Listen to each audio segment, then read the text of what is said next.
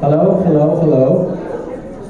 Yeah, if everyone wouldn't mind coming back to your seats, that'd be great. We're in the last leg of this conference. The last leg of this conference is where we're opening up the stage to allow for any questions that the audience has for any of the panelists. That is either for the last panel, which was the men's panel, which I was featured on. If anyone has any questions about either AI or women's empowerment or technology, feel free to either raise your hand or come to the stage and share your question.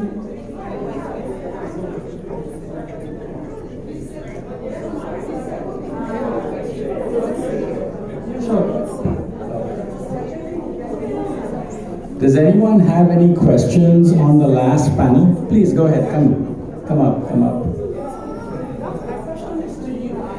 That's fine. Thank you.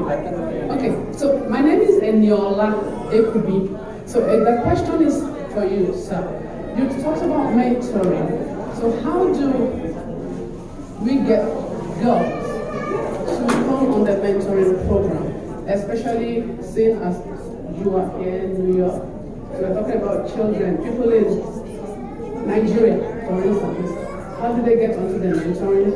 You have mentioned that they were in the at the beginning. You're talking about what you like, your people person and stuff like that. So how do they get onto it? Basically, then could you please say again the name of the media? Is it Rsquare Media Incorporated? Is that right? All right, I think that's the right one. Thank you. Eniola asked a question about the global mentorship program, but also about mentorship broadly, because as we're trying to help or enable women's empowerment as well as deal with food security, poverty alleviation, etc., there is a significant mindset component to this. And as the great Kofi Annan said, knowledge is the solution, and it's about getting access to this knowledge wherein lies the pathway.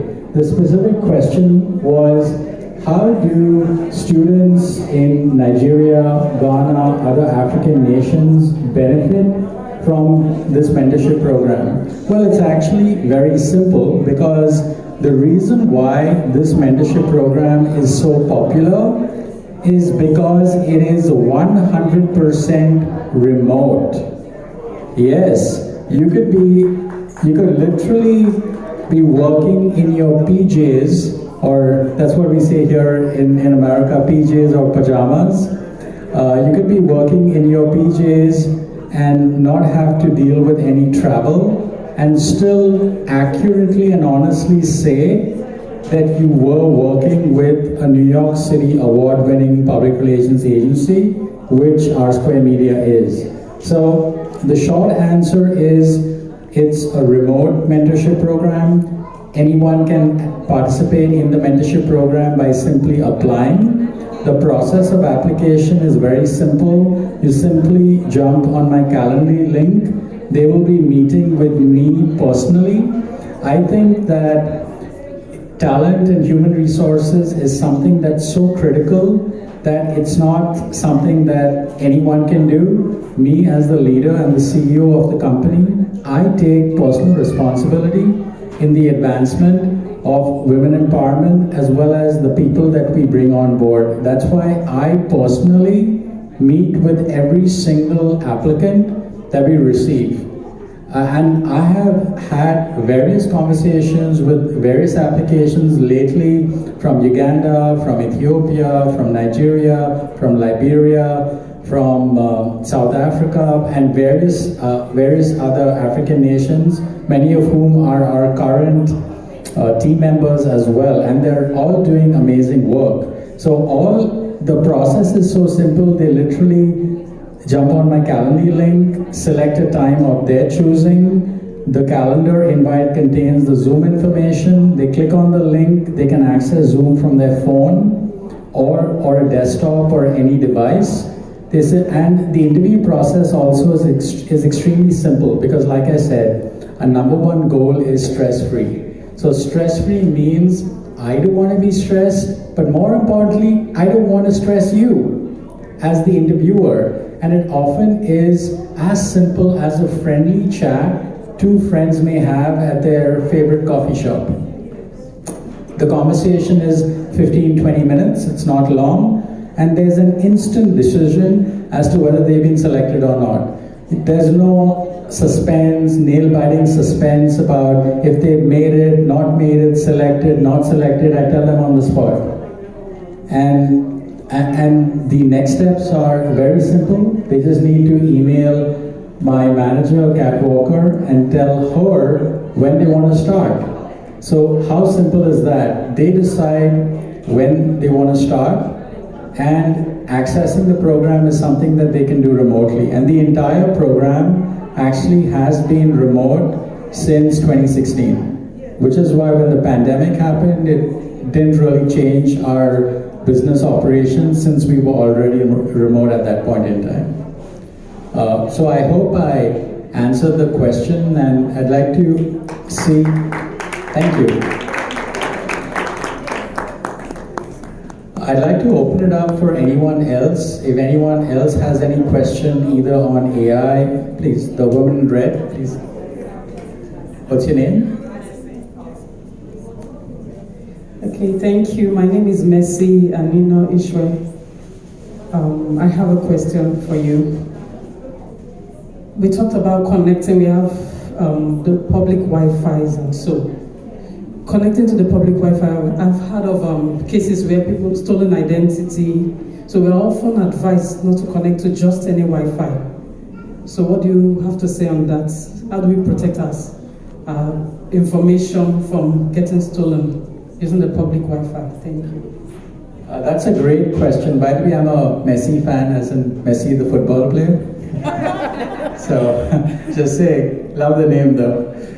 So that's a beautiful question. Yes, it is a concern to protect your identity. And while I'm not an expert on cybersecurity, there are certain apps that you can download on your phone, like Bitwarden, that protect and safeguard your identity and anonymize your online activity, such that even if you're accessing the Wi-Fi at MTA or Dunkin' or Starbucks, because that device, that security protection is on your phone already, and it's free. Most of the plans are free, and they might charge you a little bit if you want the VPN as well. But even without the VPN, it'll still protect your identity. It'll anonymize your IP as well as your activity and there are a few steps like that you can take and protect your online activity, such that nobody can,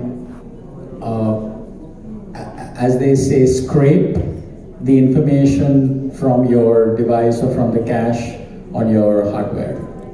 I hope I answered your question. We have a question from the gentleman sitting over here.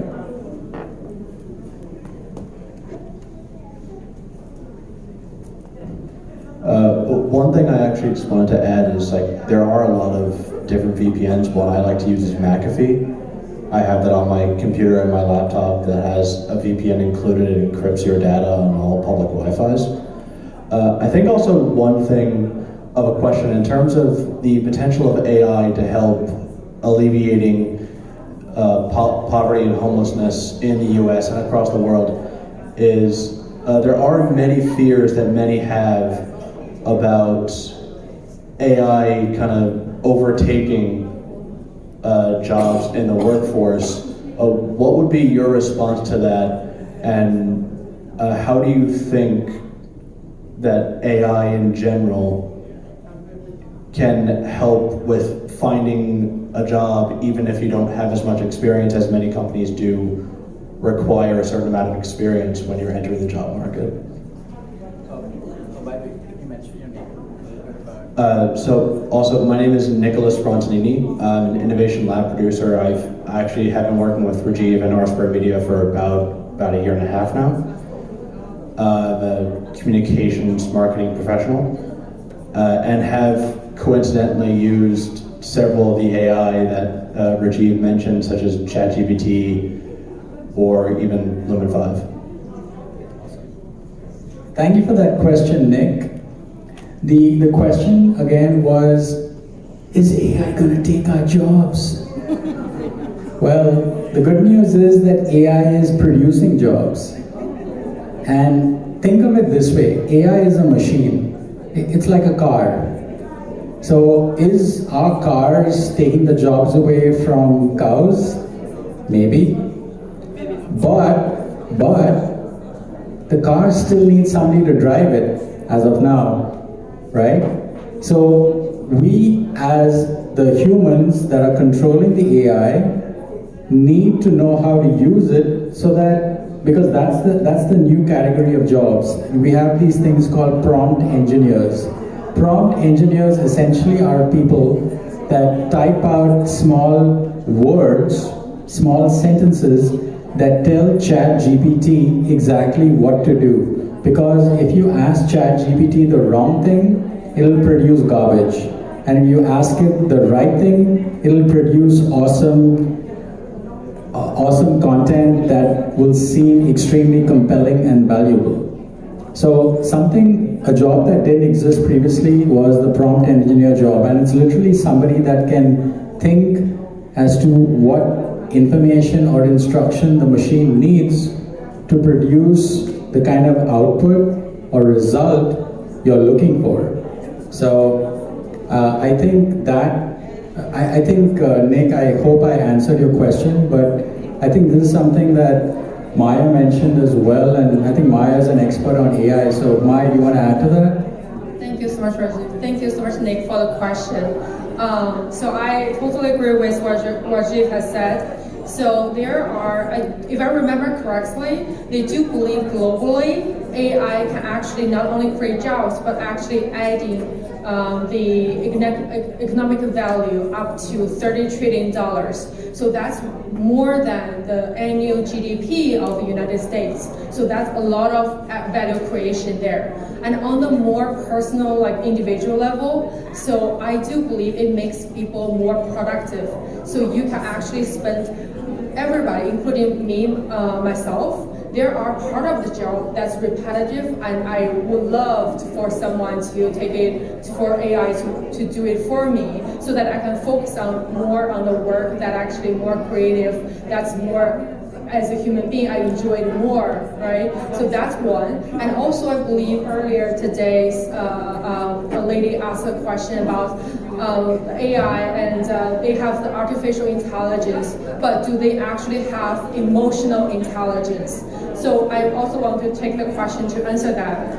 At least for the current models we're seeing, AI do not really have the emotional intelligence. But to be fair, they are usually programmed to use words that show empathy, show compassion. So for example, if you are in a dire situation, you lost a pet or something, and the AI actually will say, oh, it might be very upset, I really understand this. So they are programmed to use that language to make us human beings feel better, but at least currently, they cannot understand, for example, they don't understand jokes, they don't understand sarcasm. They will consider that as, yes. So I do not believe AI will replace human beings like one day. I don't think, because it is not like a human being. We are so much more. And to be frankly with you, I think there are so many things we don't even understand about ourselves. So how can a tool that we develop like a car can be as intelligent, right? So thank you so much for the question. Thanks, Rajiv, for the opportunity. Yeah, and just to add to what first of all, Maya, thank you for that. Just to add to what Maya said, so AI is rapidly evolving. Just the other day I was using Bing Copilot, the name has changed a few times, and I was asking it a question, and one of my friends earlier, the kind of language or the direction that he gave for ChatGPT was do this, don't do this, do that. And when he used that instruction, the AI actually felt bad. It actually said, it actually got upset by saying, I don't want to do that anymore.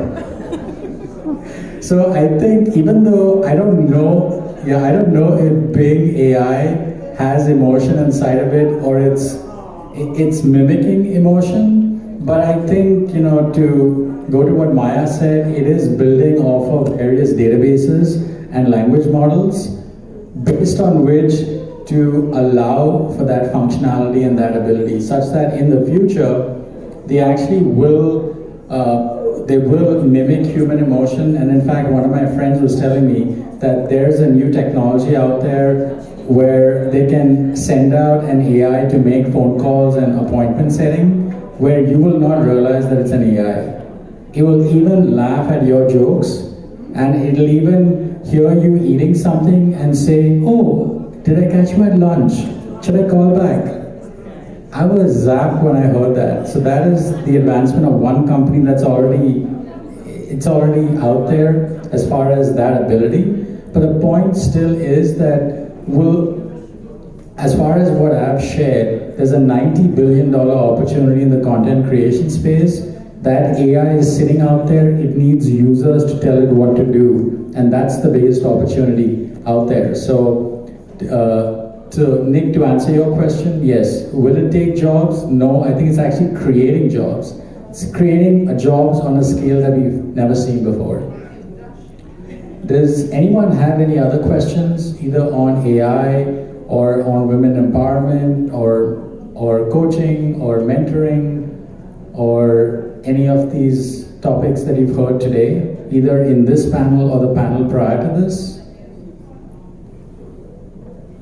Going once? Going twice? Okay, so I think we've exhausted the questions from the room. I'm going to hand back to Dr. Goji. Dr. Goji, would you like to bring the event to a close? I'd like to thank Rajiv very much, a really great partner, great friend. He keeps the flow going. And